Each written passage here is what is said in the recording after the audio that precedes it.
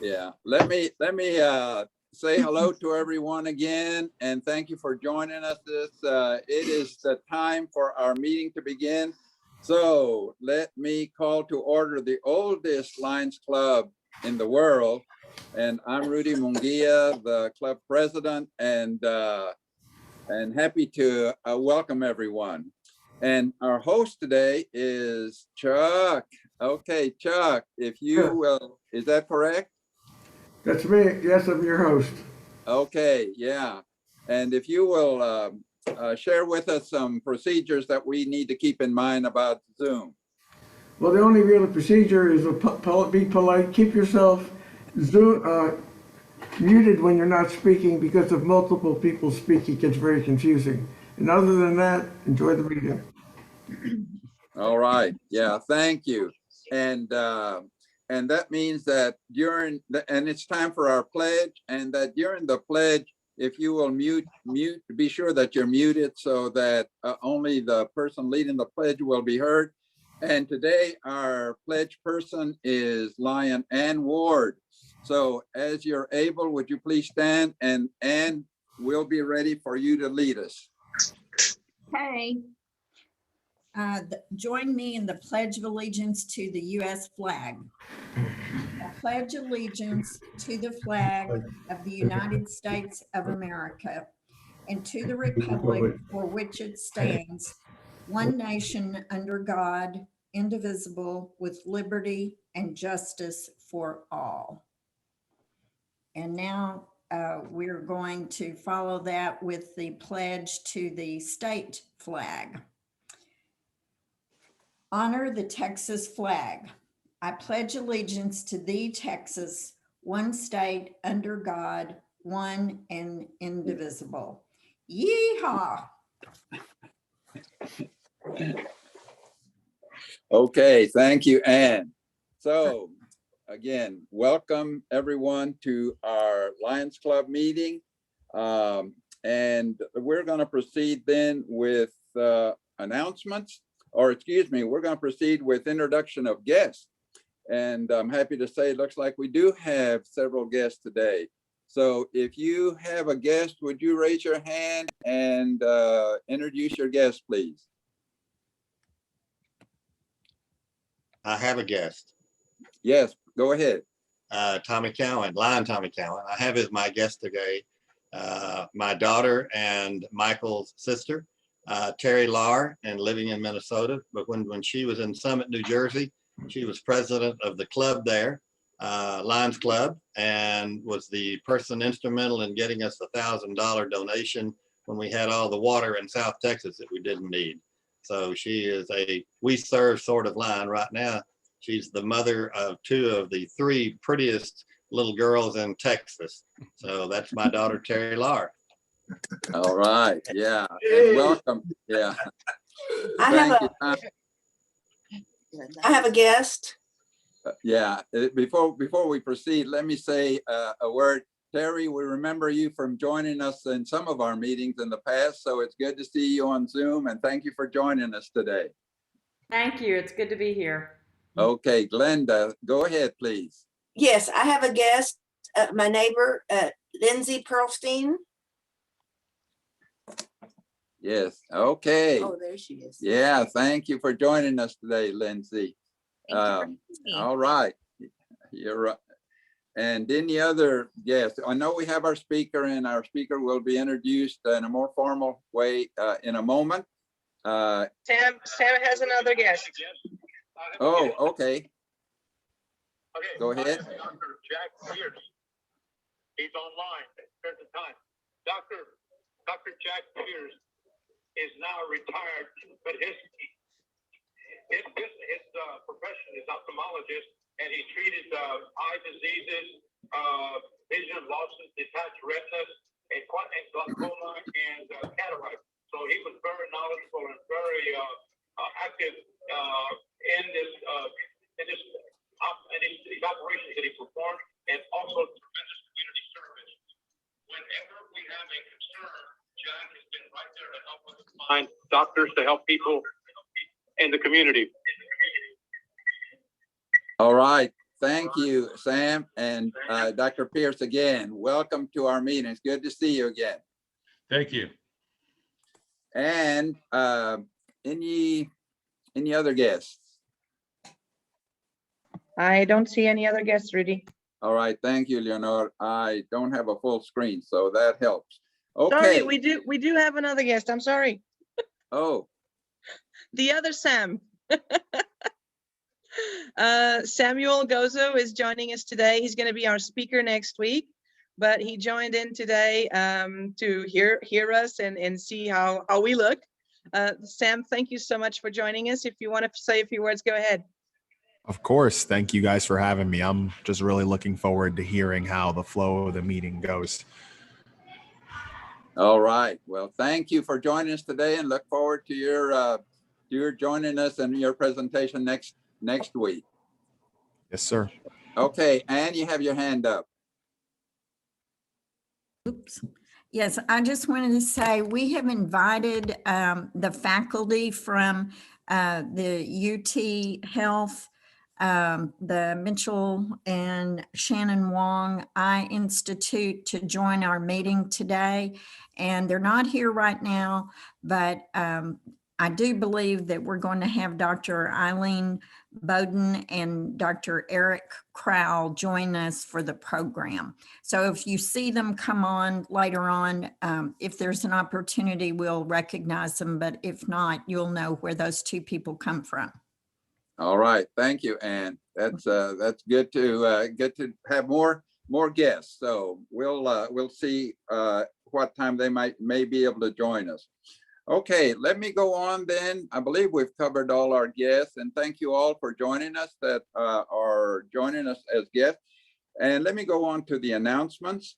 Okay, last Friday, we had several of our club members participate in the Meals on Wheels, and that is loading the meals onto the vehicles that carry the meals to the homes. And so I want to say thank you to all those that joined us. If we have some visuals that can go on to the share screen, I'm not sure that we're going to be able to do that, but let me, oh, here we go. Here we go. All right, there's a picture of some of the workers, some of the volunteers. There's Craig Estes and JP Kirksey, and in the background, wearing the Lions vest, is Greg Thompson. So thank you for those folks that joined us. Also, I want to recognize Siva, and Siva, I'm going to mispronounce your last name, so I apologize. Vander Kira, I believe.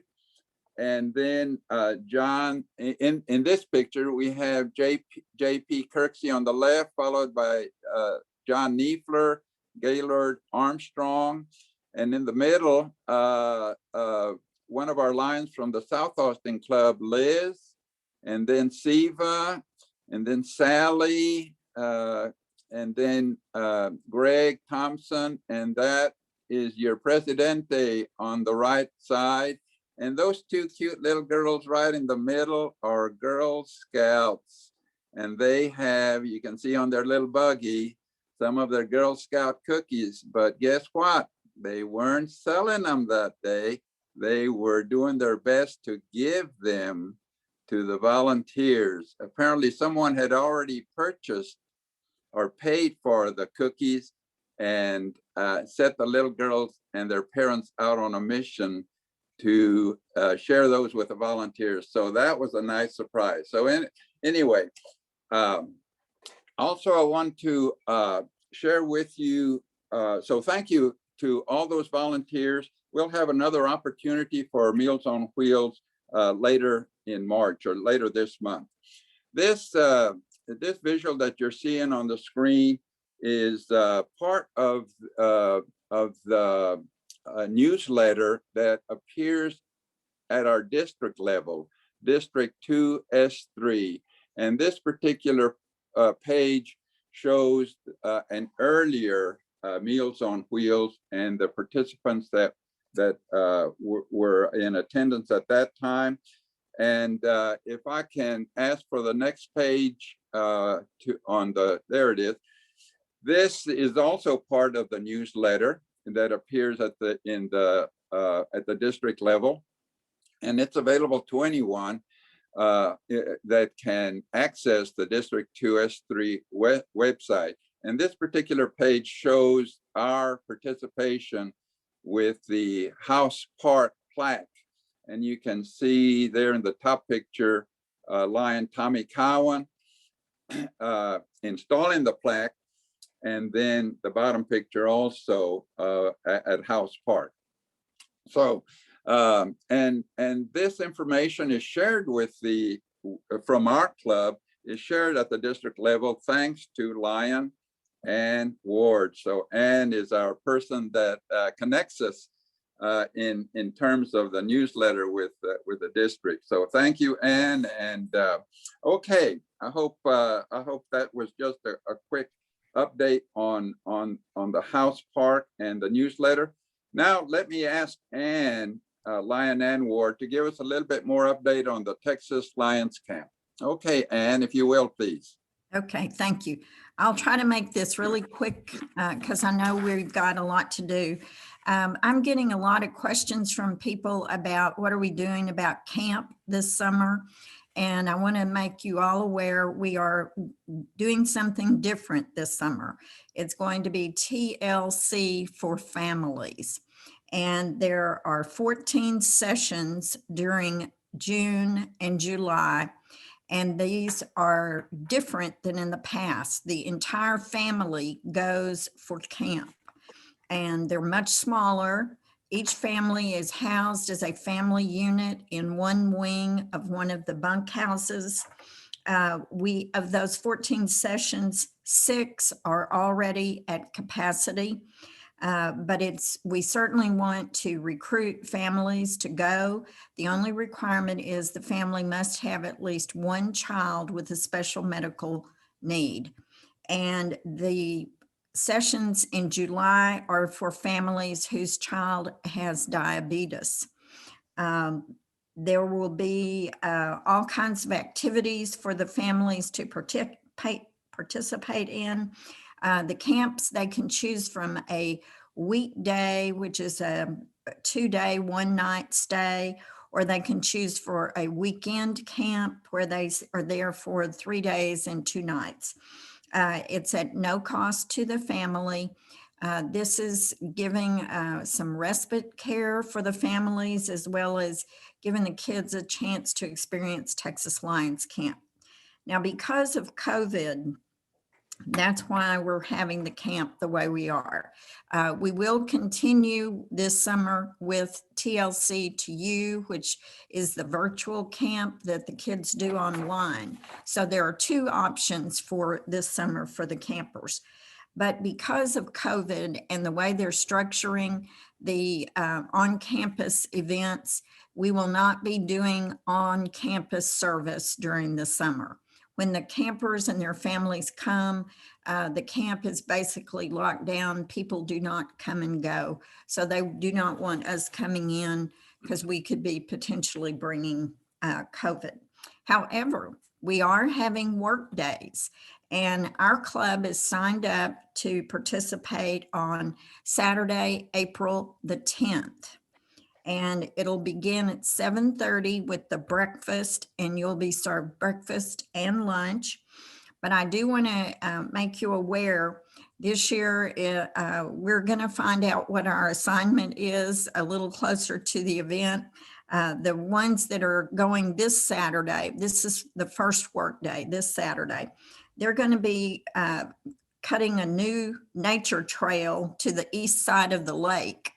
And that sounds pretty strenuous to me. So we're going to check that out and make sure there are things for us to do that we can perform before we get too far into it. Anyway, the reason that we're doing this kind of more heavy duty construction during this workday is because on February the 6th, the camp broke ground on our phase 1 of our new building project. We will be replacing 2 bunkhouses that were damaged by the storms last spring. And then we will be building a new camping area called the Eagle Trail. And we broke ground on that February 6th. If you go to the February district newsletter that Rudy showed you a few pages from, there's more information and some photos in there. And finally, I just want to say that the polar bear plunge that was supposed to have occurred on January 1st, but didn't because of COVID.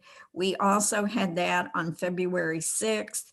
We had 7 brave souls that jumped in the Texas Lions Camp swimming pool. It was 58 degrees outside.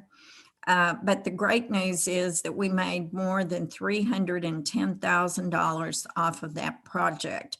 And we were budgeted at 250. So Lions and their friends really stepped up. And for those of you who may have contributed, thank you very much. And that's all I've got, Rudy. And Ann, a couple of those who jumped in the pool nearly demonstrated the principle of walking on water. Yeah, they got across that pool pretty fast and got out. Real fast. All right. Well, thank you very much. And the portion of the of Ann's comments having to do with the workday at the Texas Lions Camp, as she mentioned, the first workday is coming up this Saturday.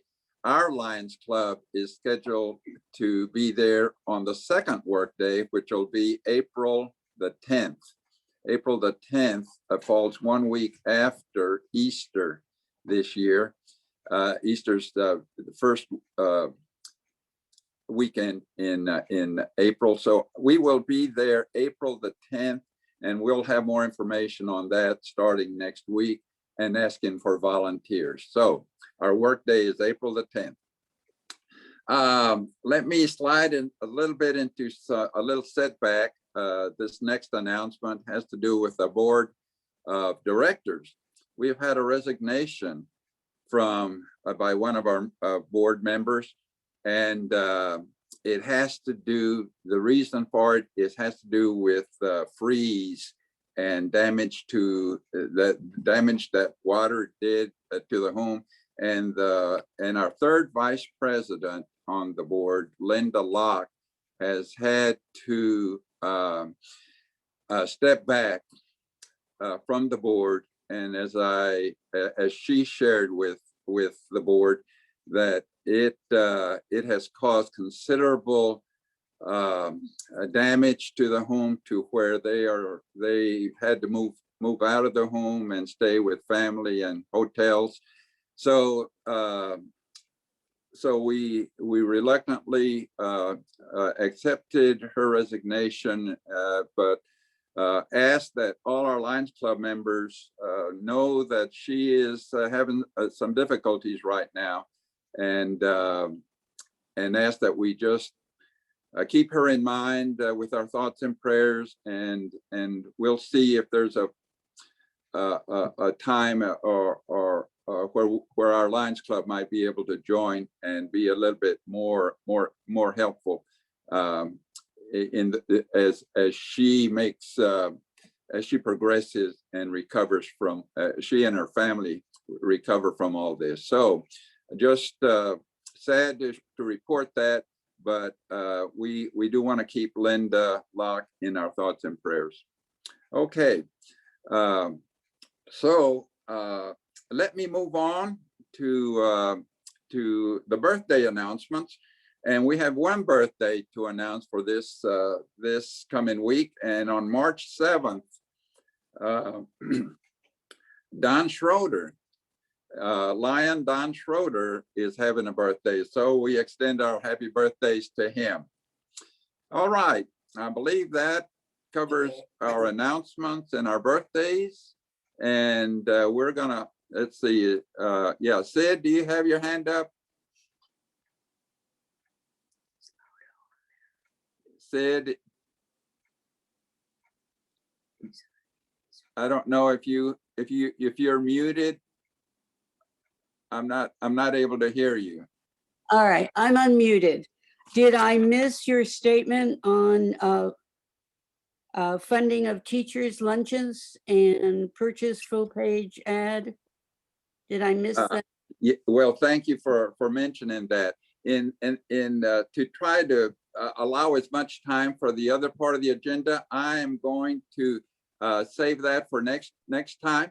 But thank you for calling that to my attention. The board did take action on other items, and I will be reporting more in more detail next week on that. Okay. All right. So let me go on to our member profile.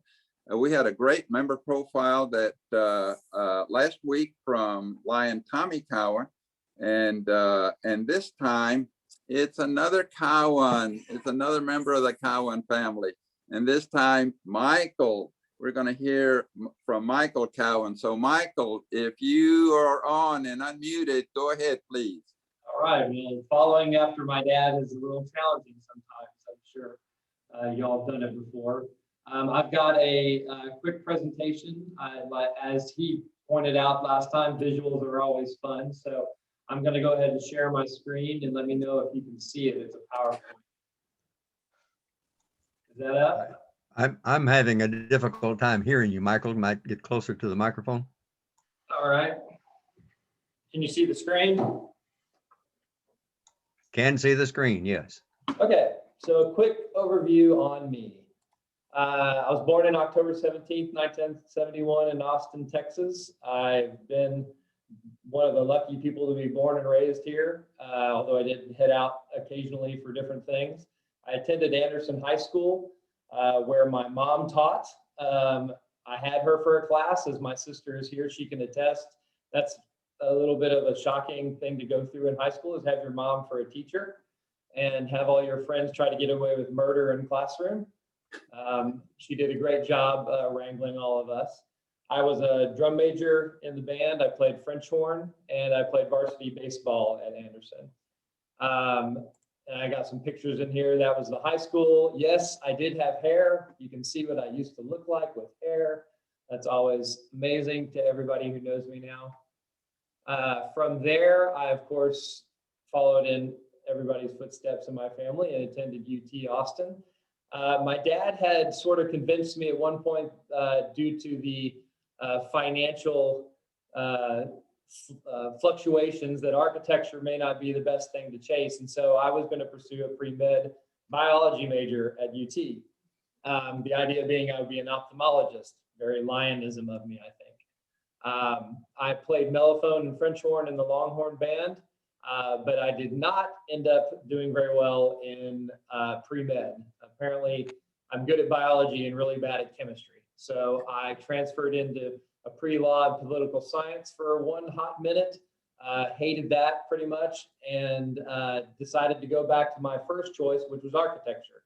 So, but while I was at UT trying to study those things, I did some of this. Y'all can see this is me being sunburned with my friends. We had a lot of fun. I met my future wife. That's her in the middle of the boat. That's Shay.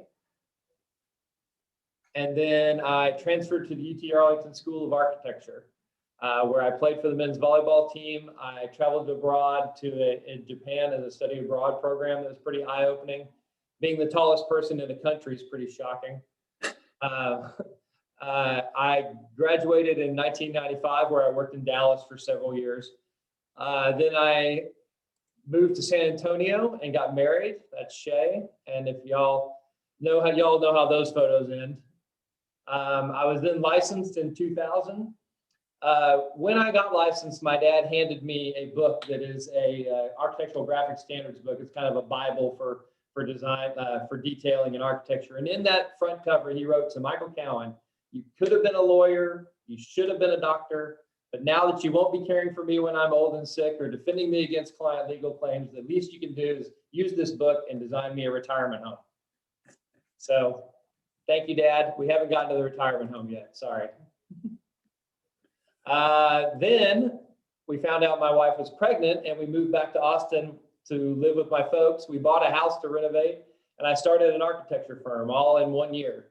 I joined my dad and my grandfather in joining the Austin Lions Club and became president later on, I think 4 years later. We had my daughter Michaela while I was living in my parents' house, actually in my sister's. We were actually living in my sister's old room. Sorry, Terry. And we were waiting for our house to be finished. And we figured we got the house finished. This is my daughter Michaela. She's a beautiful little baby. We're perfectly happy. We settled into the house. Everything was great. We thought, well, let's have another kid. And then this happened. This is Christopher and Connor. We had twins. That was a little shocking. So we ended up with an instant family of 5, and we're outnumbered 3-2. So this is just a picture of them. I honestly couldn't tell you looking at this photo which one is which. I apologize profusely for that. I had to include the sleeping on the floor picture just because it's adorable. Then they are 14 and 16 now. The boys are doing lots of stuff. This is at the shooting range that the Lions go out to. They like mountain biking. Connor is into tennis. Christopher's into baseball. My daughter Michaela is 16. She is about to be a senior in high school next year. That is terrifying. She's learning to drive, which is also terrifying, and I apologize for anybody running into her out there. This picture in the middle of her is during the winter snowmageddon here, where she's toasting a Pop-Tart in the fireplace. So apparently blue hair is a thing we're going to do too. So we were waiting for that. The picture in the lower right-hand corner is pretty much what every picture working with my family turns out like. I got 2 adults smiling and 3 kids being absolutely goofy. Then that brings me to pretty much today in current activities. In the upper left corner, you can see I motorcycle with my hooligan father, who has a 3-wheeler. We randomly go out and occasionally come back. I have just purchased a 1970 restored 240Z, so that's a fun thing in my life. So car shows are kind of a thing. We're still doing skeet shooting a little bit here. Dad keeps me pretty busy up here in the right-hand corner with random projects for the Cowboys or the School for the Blind or other things. And so we're always getting together to do something out there. Lots of times it's manual labor, sometimes it's risky, but you know, OSHA doesn't really have to know about it. And then our latest addition to the family is our first dog. We have Biscuit, who is a Cavapoo. It's a Cavalier Spaniel and a Toy Poodle combined. He is awesome, adorable, and does not shed. So that's what's amazing. That's about a real fast overview on my life. I've done a lot of things in between. I have an architecture practice and I work here in Austin. We've worked for a number of the school districts. So I've worked in my own high school. And I've just had a lot of fun sort of growing up and getting back in here, and being in Lionism is fun. So, and I'm excited to see my sister here in this thing. I haven't talked to her in a while, so it's good to see you, sis. Well, thank you very much, Michael. Yeah, always informative profiles. So appreciate your preparing your life all in 5 minutes. Or thereabouts, and thank you for all of that. So we're going to move on, and it's time for our program and our speaker, and to introduce our speaker, Sam Reese. Lion Sam, would you go ahead, please? I want to check. Can you hear me okay? Yes, it's a little. Can you raise the volume a little bit or get closer to the mic? I will get closer to the mic. Okay, now, can you hear me okay better? Is it better? It's better. All right. I won't take very long, but Mr. Gilbert Melgoza is a manager of VSP Global and Eyes of Hope. As you know, VSP has been outstanding in helping us with vouchers for kids and adults. Also, Gilbert was going to send their mobile clinic lab for us to use in December of 2020 for Coach for Kids. And of course, we had to decline that because of COVID. So I want to personally thank him for what he's done with providing us all those vouchers, helping kids. VSP is outstanding in helping us. And now I'll present Mr. Gilbert Melgoza to present the program. Thank you, Gilbert. Thank you very much. Thank you, everybody, for having me. Lions has always been a great partner of VSP. So my goal today is I have a 10-slide presentation. It'll go very quickly, but my goal here is to share with you what COVID, how it's impacted charity care, tell you about the Eyes of Hope umbrella. Under Eyes of Hope, we have several programs that you might be able to take advantage of, and how Lions Club can connect with VSP and request our services. And I have a couple of statistics that I want to share with you as our partnership has grown with Lions Club International. Okay, so I'm going to share my screen.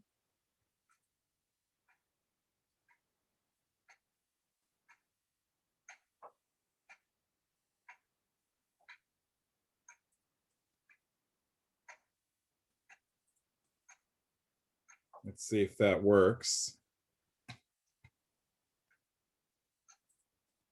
Do you guys see my presentation? Yeah, we can see it. We see it.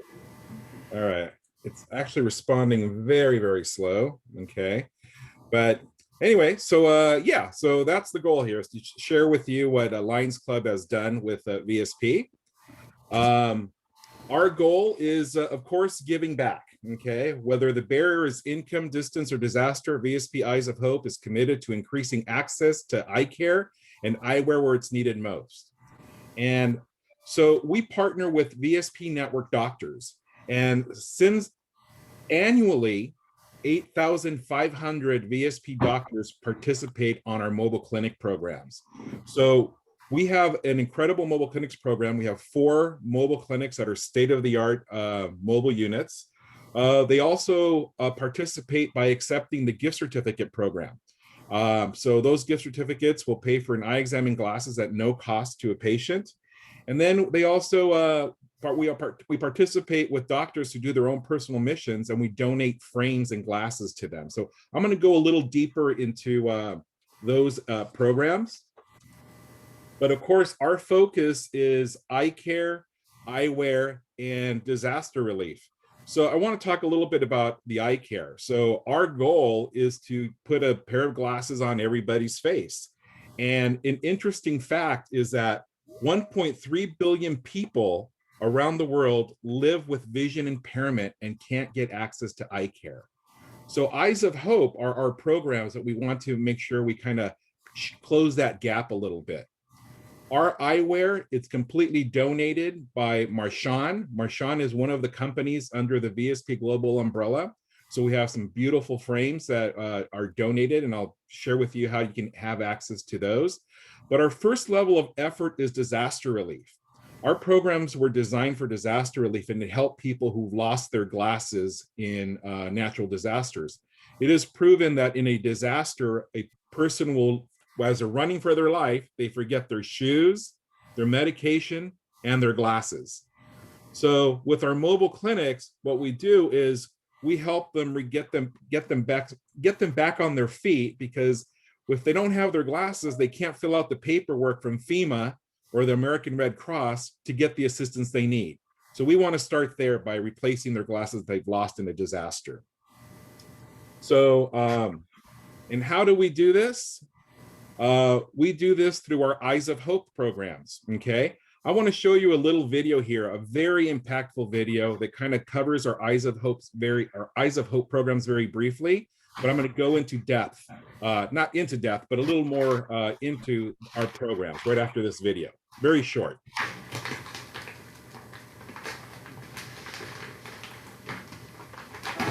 Everyone deserves to see their world clearly. Yet 1.3 billion people around the world live with vision impairments and can't get the care they need. Because when money's tight, it may be a choice between fixing the car and getting your kid glasses. Gilbert, I'm sorry, we're not seeing the video on the screen. What's that? Yeah. You see it? have to I evacuate. haven't seen the video Notice. we did the other day. It's on his end. The Lord help us. The barrier is income, distance, disaster. VSB Eyes of Hope is committed to bringing access to eye care and eyewear where it's needed most.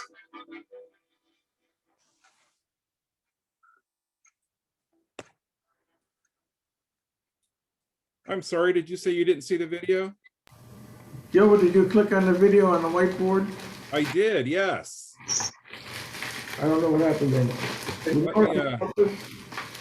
Did you try and share just the video, Gilbert? I think maybe you're still trying to share your presentation and it's not embedded in the presentation, or is it? It's embedded, yes, Okay, no, we didn't see any slides go through. It's still showing the first Everyone slide. deserves to see. We worked yesterday when we tested it. So. Yeah. Yesterday we tested it. It worked just fine.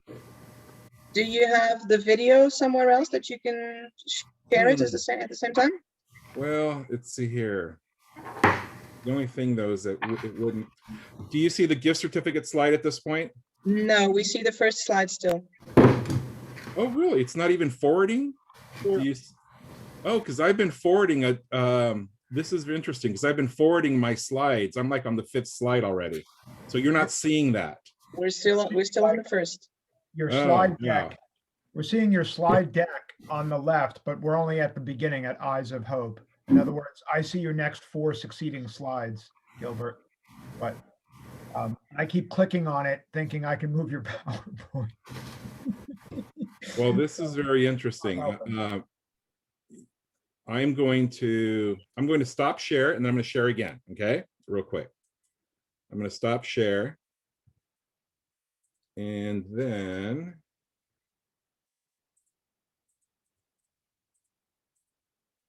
okay, so I'm going to go ahead and share again.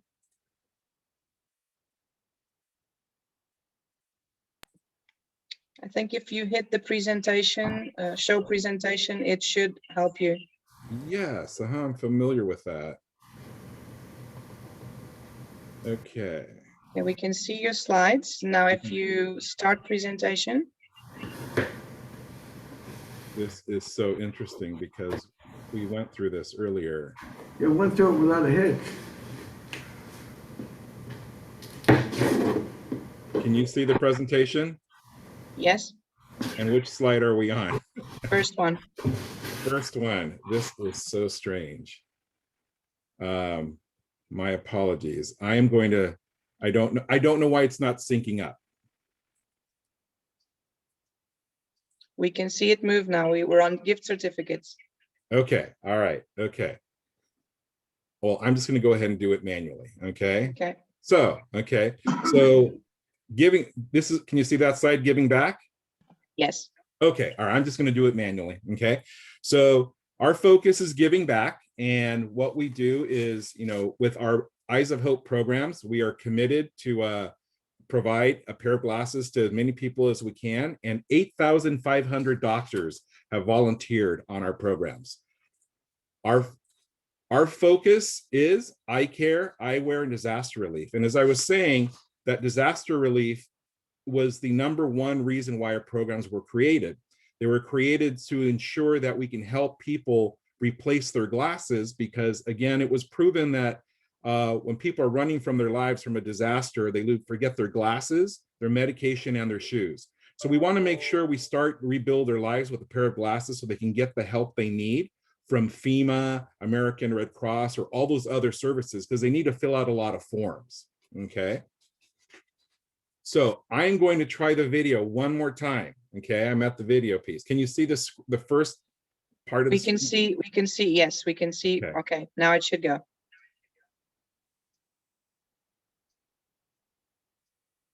Yeah, it's syncing up. Perfect. Okay. Everyone deserves to see their world clearly. Yet 1.3 billion people around the world live with vision impairments and can't get the care they need. Because when money's tight, it may be a choice between fixing the car or getting your kid glasses. Because when it's difficult to get around,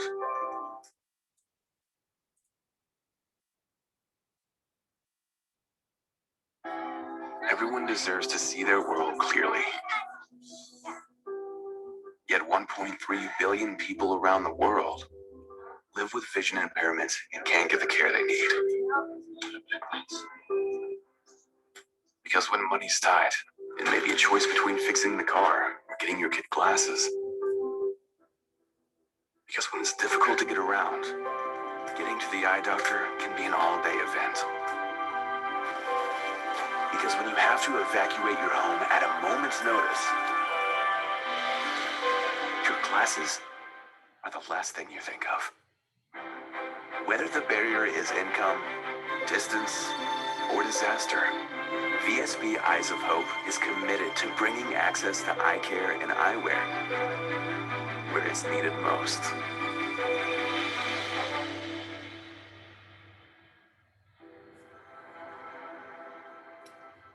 So there we go. Okay, that was a little better.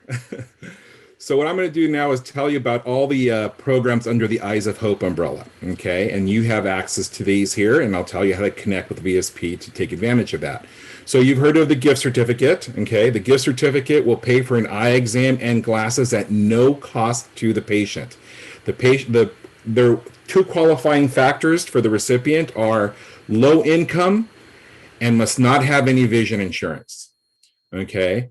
It used to be we needed a social security number, but we no longer need that. And the other thing too is we've expanded our reach to the undocumented community, which is really, really important to us as well. Okay. The gift certificate is good all around the country. So if there is an organization that the Lions Club knows about that needs our assistance, we can provide those gift certificates in any state. However, the way it works with the gift certificates is we provide our gift certificates to the Lions Club International Foundation. So you would go up to LCIF and request gift certificates from them. Okay, so that's where you go. We provide them as many gift certificates as they need. So all chapters will ladder up to them and request the gift certificates. Okay, move on. We know the Lions Club does a lot of missions and their own events. We can donate as many frames as the Lions Club needs. We have the Altair Company and the Marchand Frame Company. So we can donate as many as you need for national and international type of mission trips.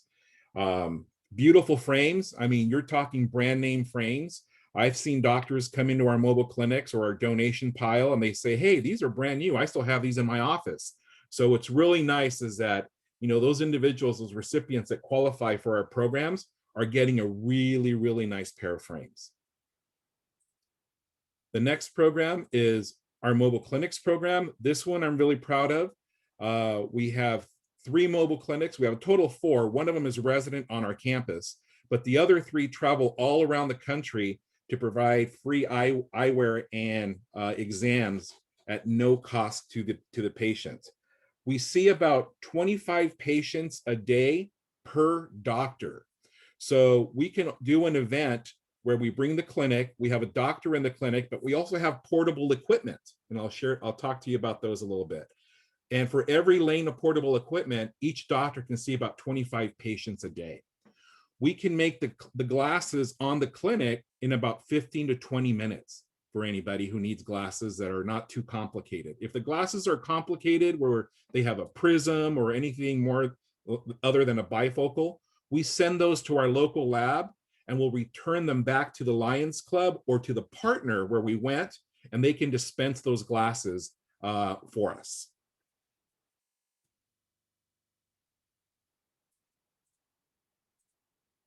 And if there is a disaster, right now we are in disaster mode. I'm not sure, you know, we obviously followed the weather in Texas. But the thing is with Texas, what happened was everything came to a standstill, right? Patients weren't going to because of the weather, and doctors were canceling their appointments because they couldn't get to their office. So we had to wait till all that was taken care of. So we know the weather is getting better and people are dealing with the damages in their homes and so forth. So, but there was no cutoff to access to eye care. If there is a disaster, like right now we're monitoring Kentucky and Vermont, they're flooded.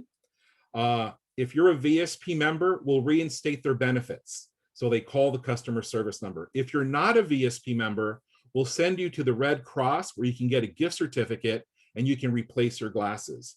One of the nice things that we're doing is if a doctor's practice is totally damaged, we'll assess the damage and we'll provide them a grant so they can help them rebuild. And that's a really nice thing for those doctors because they're going through a lot. There's been practices that have been a total loss, and VSP has been helping them rebuild. Longtime partner, LCIF has been a longtime partner of ours. So what is really nice is that since inception, they have received and distributed 19,000 gift certificates. So that's 19 pairs of glasses that Lions Club has been able to facilitate for these people to get taken care of.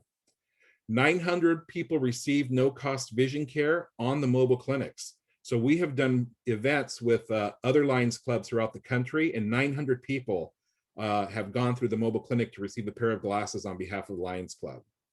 And some Lions Club chapters reach out to us, and we have provided 68,000 new frames, sunglasses, and we have a program called I Make a Difference. Everybody can donate frames to VSP. We get them refurbished. They get cleaned up. We figure out what the prescription is, and we donate those to programs overseas. Because of our governing bodies, we can't donate glasses that have been prescribed in the US for US donations. They have to be overseas, okay? The other thing I wanted to mention here is we have 10 lanes of portable equipment. So for any event that has an optometrist or an ophthalmologist tied to a mission, we can donate 10 lanes. And what that means is in 2 cases, we have everything a doctor needs to provide a comprehensive eye exam.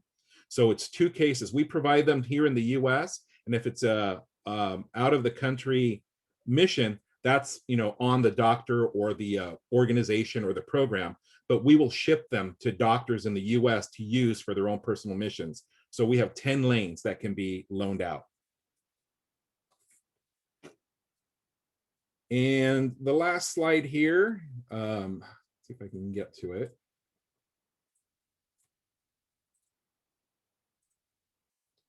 Okay, and this is how you connect with VSP, okay? You can go to vspeyesofhope.com and request a mobile clinic, request frame donations, and so forth on that site.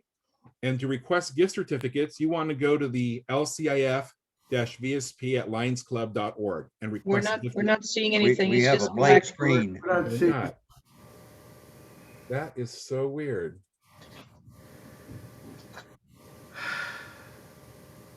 You might need to share again a new window if you just share the PowerPoint. Let's see here.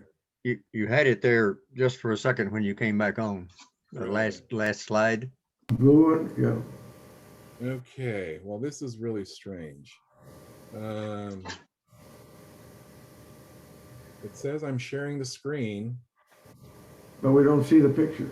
Okay, I'm going to stop share and then share again because it's the last slide. Bear with me.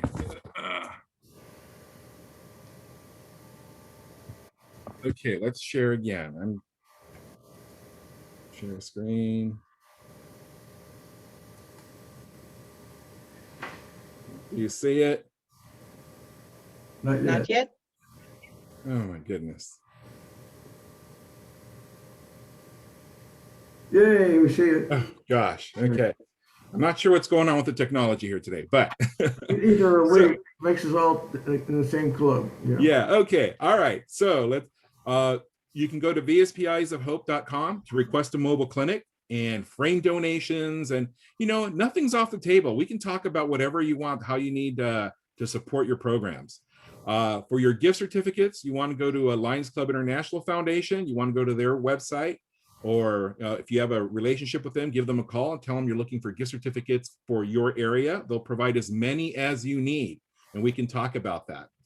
And if there's a disaster, you can report a disaster to us at disaster@vsp.com, and we can consider helping them out with a mobile clinic once first responders have left the location. We're not first responders, so we wait after that. And then we can do everything we can with gift certificates, portable equipment, frames, and the mobile clinics themselves. Okay. And a program I'm really proud of, just want to let you know that we're going to restart our program in 2022. We're at a pause right now due to COVID. So in 2022, we have about 35 mobile clinics on the events on the schedule. And we would be very, very happy to do something with Lions Club Austin and do something great together. And that's all I have for you. Well, thank you very much, Gilbert. Do appreciate that. We are going to open it to our members asking questions if that would be okay with you. That's absolutely fine. I'm going to stop share, and I don't know what's going to happen, but I'm going to stop sharing the screen. Okay. Okay, Leonard, if you will help identify those that have a question, please. Sure. Nobody's hand is up so far. Okay. Oh, Chuck, go ahead. A couple of questions. Gilbert, do you know who the person at LCIF is doing this work? Well, we do have a contact. I don't know the contact off the top of my head, but I can certainly forward that to you, Chuck. So we do meet with them and talk about what the needs are, especially if there's a disaster. We reach out to them and ensure that they have gift certificates should any chapter reach up to them and request gift certificates. Do you deal all with Vosh? Yes, we do. I go to their national Vosh meeting and do also a presentation very much like this. Okay, all right. Because I used to go in Virginia with the RAM mission and Vosh. Yes. And the RAM had a mobile glass manufacturing. Mm-hmm. I did that for 11 years when I lived in Virginia. Yeah. Yes, we love partnering with RAM, Remote Access Medical, I believe it stands for, and we provide them a lot of the frames that they use. Okay. Thank you. Sure, my pleasure. Gaylord, go ahead. Yes, and I hope I'm unmuted. I'm on I can hear you. Computer. Two questions. Sure. You mentioned has to do with the source of your funding. You mentioned the network doctors are reimbursed. And secondly, give us an example. I think that our ice and snowstorm in this area where a lot of people have had to vacate their homes or apartments might be an example for you to tell us how your disaster program works. Now, I know that if they've had to leave because of pipes breaking in their home, they probably took their glasses with them. Right. But tell us how you actually function. Let's say there's a horrible fire that immediately destroys an apartment complex and people have had to leave without their glasses. How does the disaster program work? Sure. Okay, so let me back up first with the doctors. All our doctors are volunteers, okay, for all our mobile clinic programs. The only time they get paid is if we're doing a disaster event. So if, like, for example, we have the big fires in Paradise. The doctors that are participating on the mobile clinic are most likely doctors who have been impacted themselves by the fire. So we work with the local doctors and we pay them to work on the mobile clinic so they continue to help their community and they help themselves. They only get paid during a disaster situation, okay? Other times it's just volunteerism, okay? In Texas, when if anybody lost their, yes, it was a disaster, it was horrible, we were monitoring that, but we have a relationship with the American Red Cross, okay? So if anybody lost their glasses in that situation, they go to the American Red Cross, get the other services that are available, and they can request a gift certificate to replace their glasses if they lost them. Great, thank you. Sure. Yeah. Yeah, Gilbert, if I may ask, you may have mentioned this, but would you tell us again what part of Texas you are presenting from this morning? Are we not in Austin? Yes, where are you though? Oh, I'm sorry. I'm in Sacramento, California. Okay, so So when you're talking about Paradise and the fires, you're referring to. Oh, my apologies. Yes. Like my example was the Paradise fires here in California that were, I'm sure they were all over the news. Okay. So if there's another disaster in another state, we work with the doctors that may have been impacted by that disaster to work on the mobile clinic, and they get paid. Okay, thank you. Sure. I don't see any other hands, Rudy. Yes, there's one more right there. That guy in the middle. Yeah, I believe Sam may have have his hand up. Oh, hang on, give me a second. All right, go ahead, Sam. Yes, can you hear me, Gilbert? I can. Okay, listen, I was wondering about your mobile lamps. Do they come from California, or do you have them in Texas so that in case we get together, we can use them? Yes, we have labs all over the country, and we work with the closest lab whenever if we're in Texas, we will work with the Texas lab so that the return on making the glasses is less, and we can take care of those people who need the glasses right away. So yes, we have labs all over the country. Question. If we have somebody has complex lenses where it has some special lenses that they have to have, like let's say a student at the Texas Blind School, are you able to assist us with those special glasses? Absolutely. Just reach out to me. You know, we just want to do the right thing. And if we can work with our lab and say, hey, can you create these for us, whether, you know, pro bono, or can we work with somebody else, or that, you know, we'll start with them. But yeah, we've done it all the time. For example, we had a student who was on a football team and needed glasses. But the thing is, he was constantly damaging him. So we were able to create a special visor for him so he could continue the sports and, you know, just continue to be a healthy kid. So there are some exceptions that we make. So yeah, absolutely. Let's talk about it. Thank you. Thank you. Thank you. Sure.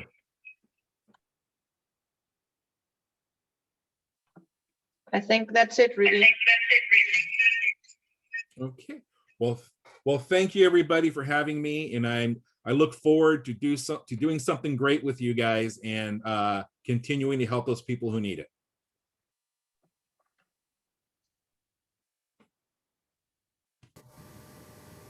Thank you for coming to help us, Gilbert.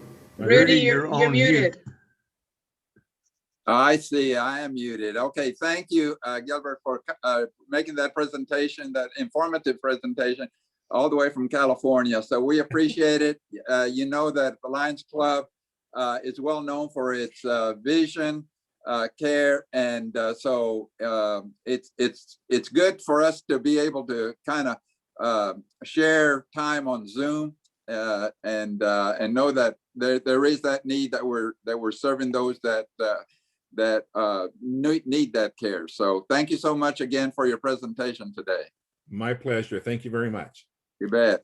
All right. Well, we're back on the agenda, and let me ask for next week's program, and that would be Leonor. So Leonor, would you tell us about that, please? Sure.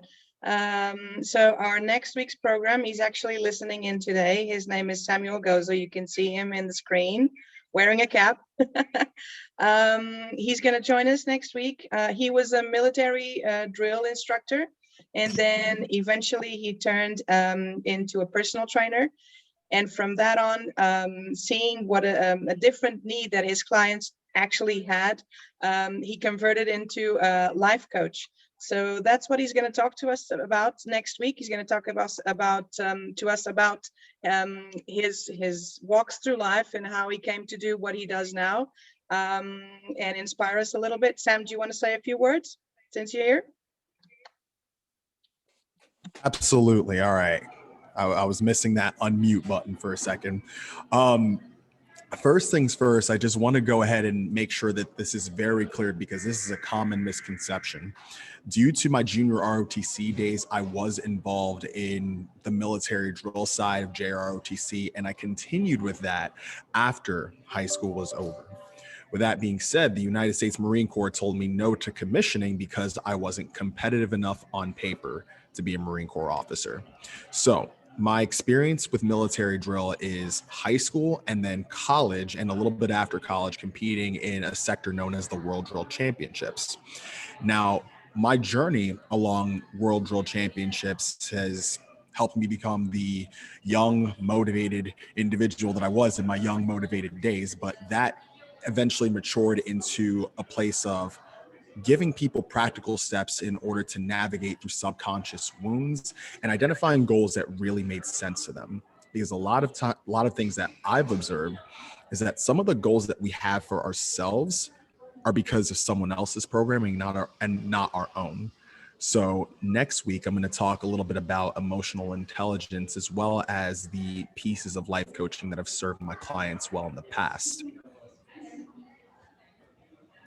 Thank you, All Sam. right. Back to All you, right. Rennie. Yeah, thank you, Leonore. Let me just take a moment here to add to what was part of our announcements, and Sid helped me remember that this coming week, we will, our Lions Club will be at Boone Elementary School on Wednesday to provide lunch for the teachers and staff at Boone Elementary. And then on Friday, next Friday, we will be at Cowan Elementary School to do similar, to do the same. And that is to provide lunch for the teachers and staff at that school. And we are doing this for the 6 schools that our club has, where the schools have been named after former Lions Club members. And so this coming week is when we're starting, again, Wednesday at Boone and Friday at Cowan. And I make this announcement because we'd welcome any Lions that might be wanting to join us. Just email me or send through the chat, indicate if you're interested, and I will send you more information.